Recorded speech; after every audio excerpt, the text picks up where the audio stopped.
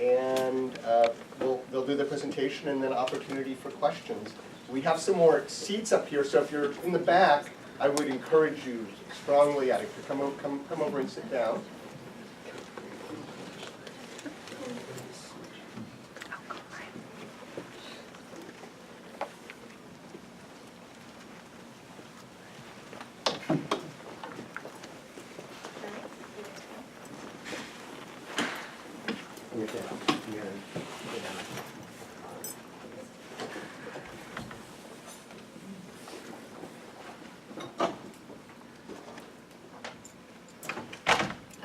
Good afternoon, everyone. Thank you so much for taking the time to be here today.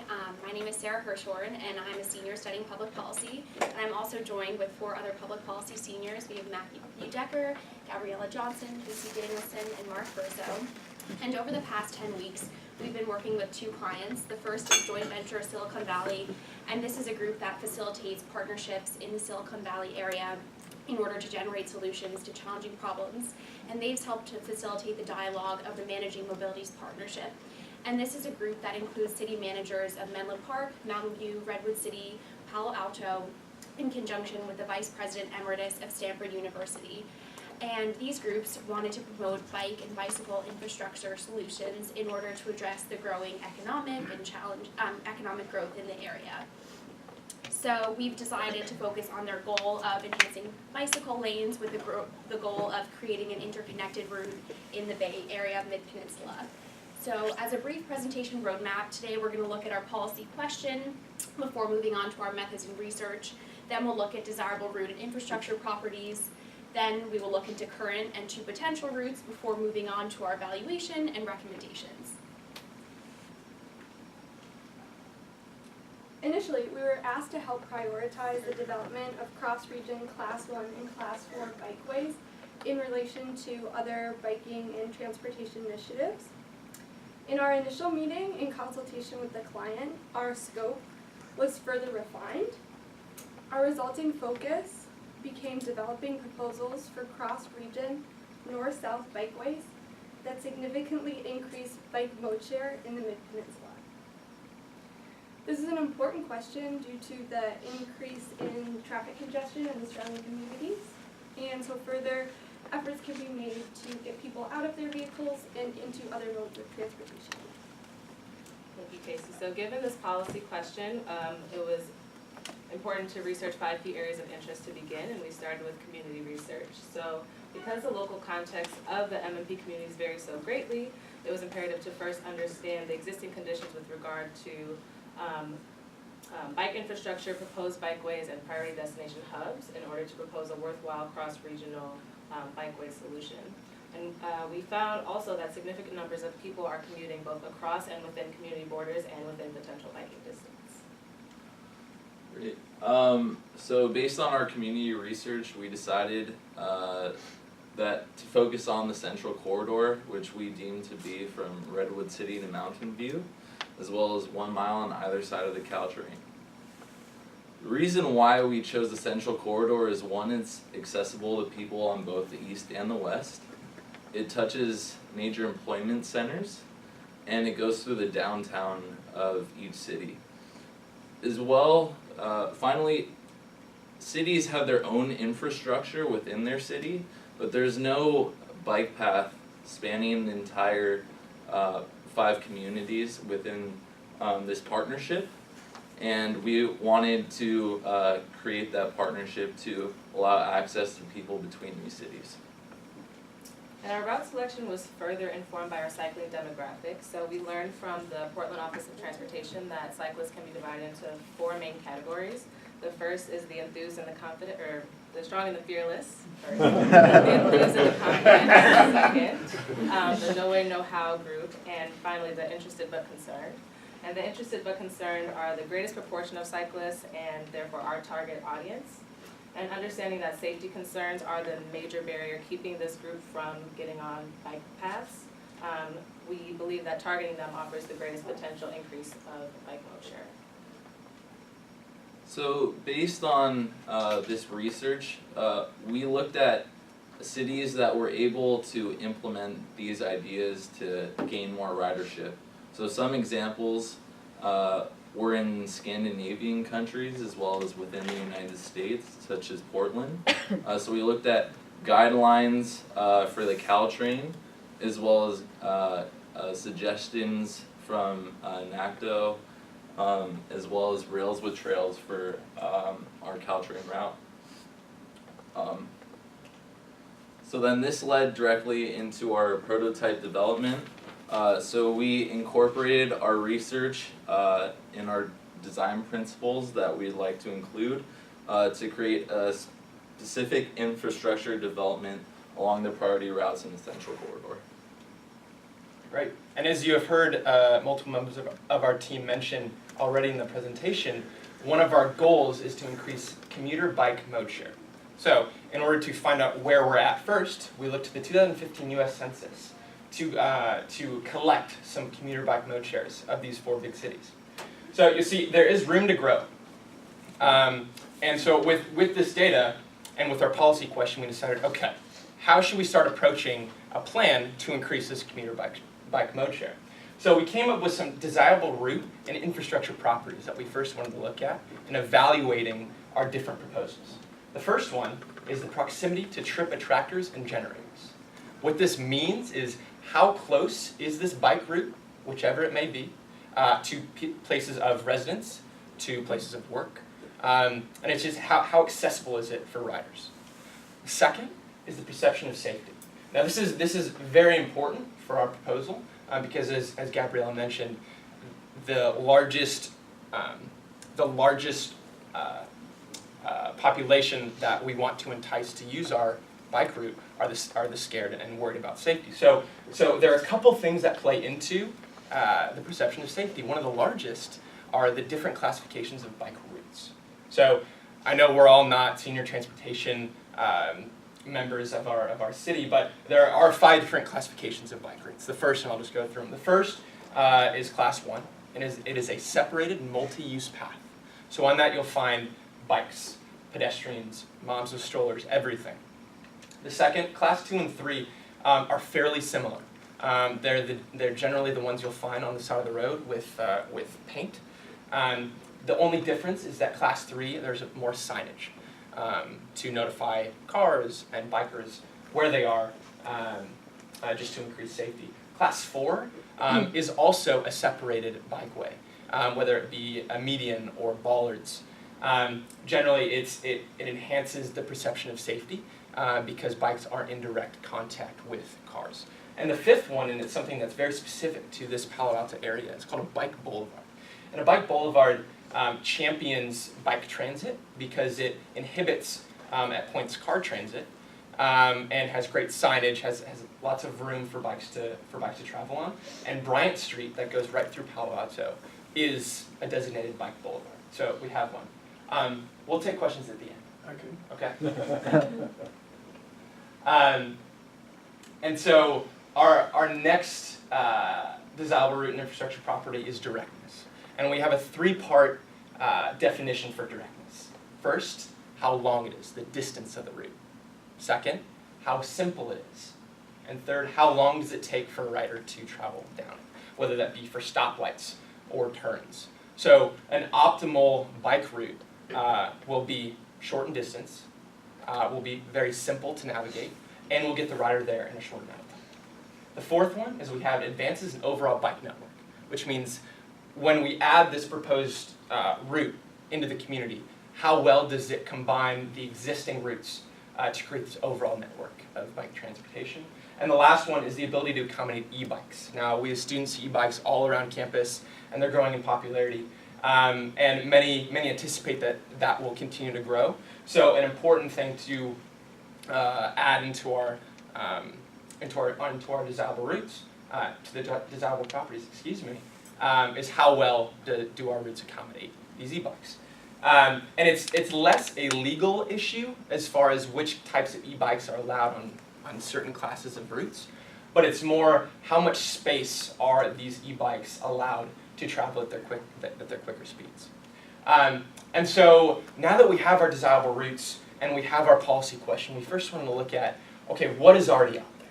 And Chris Corral, the senior transportation planner in Palo Alto, gave us a 12.26 mile linked route from Redwood City down to Mountain View, which is the proposed designated north-south route already in today. We're going to refer to it as the base case for the remainder of our presentation.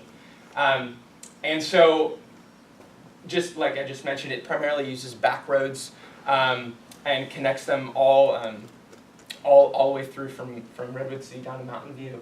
And it currently has a mixed bike lane makeup. So as it travels to different roads, the bike lane classification changes. And a big benefit of it is that it avoids these high stress intersections. And so, and also there's a lot of creativity used, like you can see in this picture. A biker is utilizing a bike bridge that connects two roads in Palo Alto. So we had the pleasure of seeing this base case, and you can see here on the map. And if you look, the middle third is the Bryant Bike Boulevard that we mentioned earlier. So there's a lot of creativity, a lot of benefits, and it's a great start, but there are some limitations. And the first limitation is that there are 131 intersections that the rider needs to go through. And with those 131 intersections, there are 19 turns that the rider needs to make in order to span all 12.26 miles of the route. And in addition, because of the turns, it's a very complex. So you tell a rider, go and ride all 12.26 miles, and they have to remember 19 turns. And that's very difficult. So that is a downside.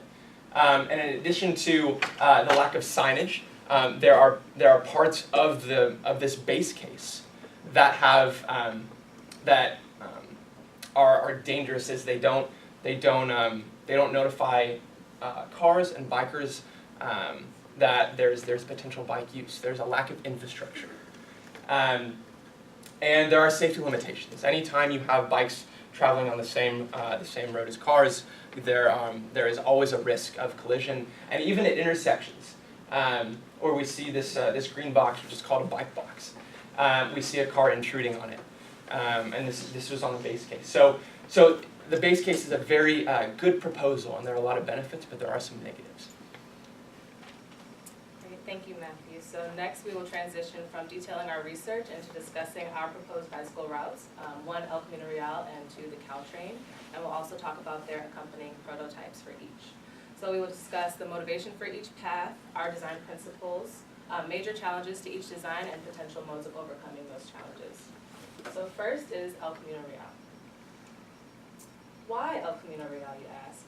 Well, it's a major thoroughfare spanning the MMP communities with access to shops, services, transit, schools, and employment. It's a direct and fast route, and in fact, it's one of the Grand Boulevard Initiative's complete street goals, so to increase safety and accessibility for other modes of transport on the street. And the fact is that cyclists are already using El Camino Real. For example, bicycle counts range from 50 to 500 during peak hours in different segments of Palo Alto and Mountain View because of its connection and directness. But because of the high activity and high driving speeds, there are high collision rates and subsequent injuries and deaths. So these dangers demand that city planners target the street for redesign in order to reduce unsafe driving speeds and increase accessibility for other modes of transport. However, it is important to acknowledge that El Camino Real is under the jurisdiction of the state, and so the city planners will need to work with them if they move forward with this proposal. Finally, ECR is a large roadway space, so it holds great potential for reallocation of lane use, and El Camino Real is an ideal route for the central bikeway corridor. So, in order to design our prototypes for El Camino, we considered the current lane configurations that exist along the route. And we found that the lane widths vary from 84 to 120 feet. So we decided to choose two different prototypes. Widths to design, we chose a narrow and a standard segment. The Santa Clara County segment we chose for our standard, as it has a consistent curb-to-curb width of 104 feet, including 3 12-foot travel lanes and 1 8-foot parking space on each side of the roadway. We also chose to prototype an 84-foot segment, as the Menlo Park's El Camino Real Corridor report identifies this as the most narrow road width. The 84-foot road width has similar configurations as this one, except there are 2 travel lanes instead of 3.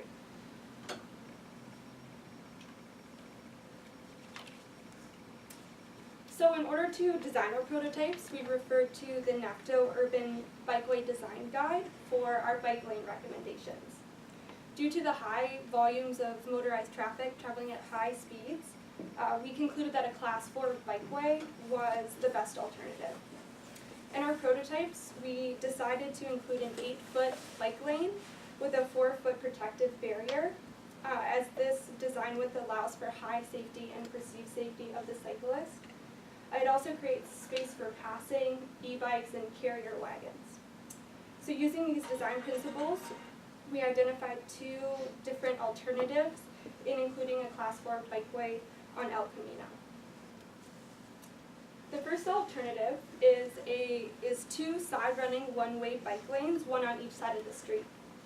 The 104 prototype includes 3 traffic lanes of 10 and 11 foot in width, in addition to the 8-foot bike lane and the 4-foot protective barrier.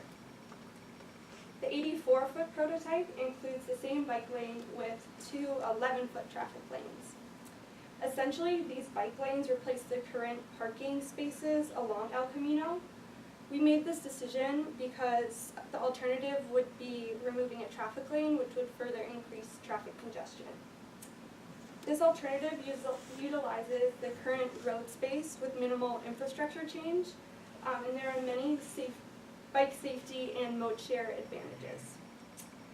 However, there are still some challenges with the side-running bike lanes, mainly the crossings with motor vehicle traffic, although additional considerations can be taken to mitigate the potential challenges.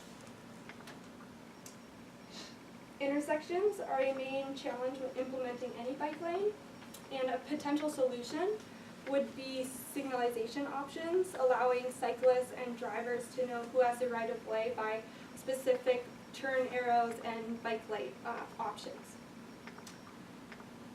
Shown here is a photo of a protected right turn option, essentially slowing vehicle right turns, and this would work in relation to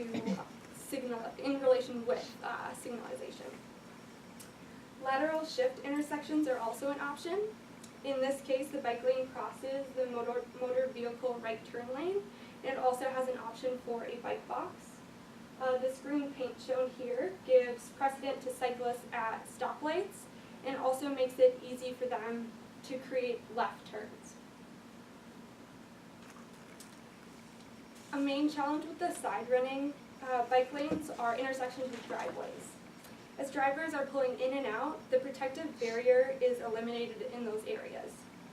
To make this safer, raised and enlarged barriers can be included to create wider and slower turns for motor vehicles. Also, paint can be included to signal the crossing to both the cyclists and the drivers. Lastly, side-running bus services are a potential challenge. We've identified 2 options for integrating with bus services. The first option being an island platform transit stop, diverting the bike route around the stop, given that there is additional roadway or sidewalk space. And the second option is a central running bus service with a transit stop in the center median. Our second alternative for El Camino Real is a 2-way cycle track, Class 4 protected in the center of El Camino Real. And it's protected from motor vehicle traffic by raised curbs on both sides, and cyclists traveling in opposite directions are protected from head-on collisions by the central median shown here. And while the lane dimensions for alternative 2 are the same as the side-running bus services, there are distinct benefits of this alternative that the alternative 1 does not have. So first of all, the central running cycle track does not interfere with street parking or driveways, nor does it interfere with side-running bus services, and the outer through lanes are the wider through lanes to better accommodate buses. Finally, it doesn't install a raised curb between the driving lanes and the sidewalk, and so it avoids the creation of an obstacle for emergency responders. But along with these benefits, there are some challenges. So a bikeway running down the central of a busy thoroughfare like El Camino Real begs the question, how will cyclists get onto and off of the bikeway? And one potential solution is to install signage indicating that cyclists must walk their bikes between the sidewalks via the crosswalk when pedestrians have the right of way. And this might be a simple enough solution for cyclists wishing to enter the cycle track, but for those wishing to exit, it can potentially create the problem of queuing in the bike lane while waiting for the El Camino Real light to turn red and the cross street light to turn green. So to remedy this, the bike lane must either be wide enough to allow for passing along the left, which is why we designed for 8 feet of the bike lanes, or it could have a bike box, as Casey described, to allow greater space for a bicyclist to queue. A more difficult challenge, though, is how to manage left turns for cyclists and drivers in order to avoid collisions. So the cyclist faces the double threat of bike-car collisions with cars turning left and bike-bike collisions with traffic from the oncoming bike lane. So solutions to this challenge require more sophisticated intersection designs, and the Federal Highway Administration offers us 2 potential solutions. So the first is distinct signal phases for cyclists. According to the Federal Highway Administration, separate signal phases are necessary and are best practice to increase visibility of cyclists and to prevent collisions. And the final one is to increase visibility of cyclists in the intersections to paint the bikeway green to alert motor vehicles to look out for cyclists. Great, thank you. So our other alternative is the Caltrain. So why we would want to choose the Caltrain is it's one of the spaces in the inner part of the city, the central corridor, that would be off the street. Additionally, it has good access to these priority locations, as mentioned before, employment centers, as well as downtown areas. It's good for first mile and last mile commuters because of the infrastructure already on the Caltrain,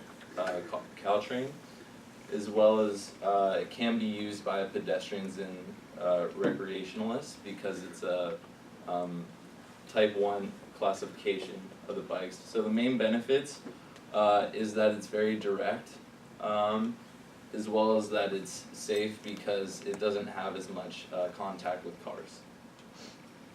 So this route is an example of a rail with trail, and by definition, this is any shared use path or trail located on or directly adjacent to an active railroad corridor.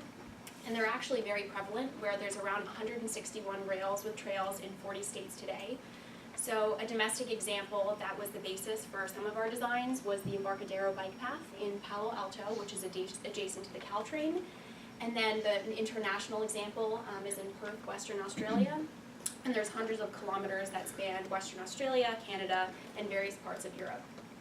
But when considering rails with trails, there are many safety design features that we must consider. And we are operating under the assumption that the high-speed rail will indeed be implemented with maximum speeds in the Mid-Peninsula of around 120 miles per hour, with the first phase being in 2020, and then the second phase set to be implemented in 2029. So the first we consider is having a sufficient setback distance, and this is a distance between the edge of the bike path to the center of the rail track. The second is having a sufficient barrier to protect our cyclists. The third is having an adequate path width. And the fourth is having safe intersections and rail crossings. So we make a modification in terms of the setback distance. So as I mentioned, in Palo Alto, the Embarcadero bike path is adjacent to the Caltrain, and there the setback distance we measured in Google Maps and along the pathway seemed to be around 17 feet. However, we would recommend in the case of the high-speed rail to have a little bit more space, preferably around 20 feet, to accommodate the faster train speed. But a more important implementation is having a solid protective wall, because the fact that the trains are moving a lot faster and there's greater vibrations, we want to be able to protect cyclists and folks nearby. And we bring these properties together and also recommend that the path is a minimum of 12 feet with a 2-foot shoulder, and this allows some space in between the path and our solid protective wall. We also illustrate in this diagram the setback distance of around 17 feet to 20 feet. Great. So the last safety design feature occurs when car traffic intersects with the Caltrain and would be the bike path. So our proposed plan in this place is for at minor crossings we would just add a simple stoplight or stop sign, and have an at-grade crossing, so that would allow easy on and off access for bikes, but the problem is it would slow traffic for cars as well as for bikes. The other feature that we could implement but would be more costly is creating a divide in having cars going under the Caltrain and have grade separation. So that would allow cars to continue going down without any stopping, as well as bikes would have easy access on, because while the cars would be going down in their grade separation, the bikes would have a flat path straight onto their bike path next to the Caltrain. So we also deal with some right-of-way constraints and offer potential solutions, and this deals with situations where we have insufficient space. And one example would be in the case of where there are Caltrain stations and there's not enough room for a bicycle path. So the first solution we offer is having some variation in the setback distance and the path width, as we mentioned a little bit earlier. The next solution is to have our bike track switch size of the train track in order to accommodate a location where there might be more room, and we do this 5 times recommended. And then our third solution is we recommend having a 2-way class 4 bike path on a lane adjoining road, and this might be in a situation where there really isn't room alongside the train. So one example is for the first component of our prototype in Redwood City. There's about a 1.9 mile recommended 2-way class 4 bike lane running on El Camino because there's insufficient space in downtown Redwood City. Great. So there are additional considerations when considering building this bike path. One is that Caltrain would like to preserve their right-of-way, and they don't want to cede this land towards the bike path. However, there is good news in that the Embarcadero bike path is along this portion, and they've been granted easement, and that's been already built. So the easement is revocable, and most bike path and rails with trails have had to face these same issues where the trails don't want to cede the land, but it ends up being done in the end. So bringing this together, we developed our prototype, and so on this image, I've classified the different components by type, and then on the next slide, we have a satellite image. So just as a brief overview, our prototype involves 2 existing bike routes. The first goes through El Camino Park, and the second, as we mentioned, is the Embarcadero bike path. We also have a class 1 bike path. This is completely separated, recommended on the western and eastern side of the Caltrain tracks. And we also have about 3 miles of additional class 4, so that brings our grand total of 11.4 route mile. So in this satellite image, we've overlaid lines on the Google Map image, and we also have a link to it so that you can dive in a little bit into further detail. But as I mentioned in the previous slide, we've color coordinated based on the bike classifications, also identified the existing bike paths, and then we've highlighted the Caltrain stations along our map. So now Matthew's going to move on to our valuation. Great. Okay, so we've got these 2 great proposals, and now we're going to evaluate on two different variables. First, impact on commuter mode share, and the second, cost. I'm going to first talk about the impact on commuter mode share. So the way we do our evaluation is we use 3 different symbols. We have one, a green plus sign, which means, well, first hold on, green plus sign, red minus, and a purple 0. And so our rankings, they are based off of the relative, okay. So we ranked our 2 proposals in relation to, relative to the base case, the case we talked about earlier in the presentation. And so what you'll see is that you'll have a green plus for if it's better in one particular area. You'll have a red minus if it's worse, and you have a 0 if it is the same, right? Okay, so first, remember those 5 principles we talked about at the beginning. We're going to evaluate on each. So the base case across the board will get 0s, as it is the baseline of what we're ranking it off of. So El Camino, because it is shorter and has no turns, gets 2 pluses as the optimal choice as far as directness. And remember, we define directness as distance simplicity and amount of time that it takes for a rider to use.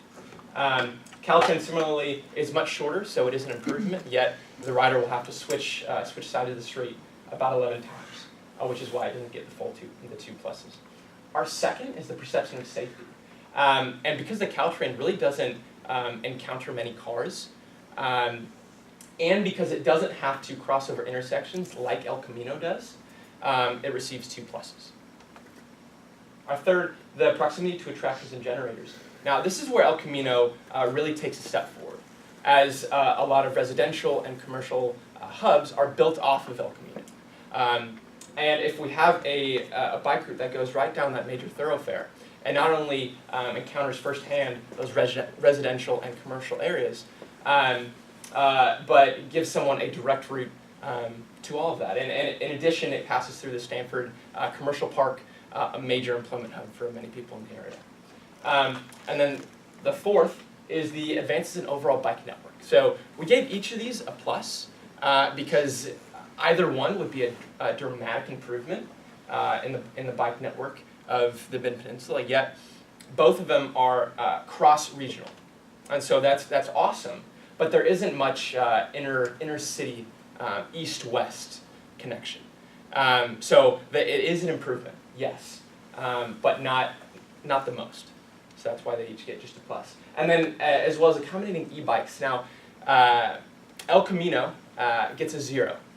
And the reason why it gets a 0 is that even though it's still, it allows the same classifications of e-bikes as does the base case, it gets a 0 rather than a minus with the Caltrain because there's more space for the e-bikes to go at their quick pace.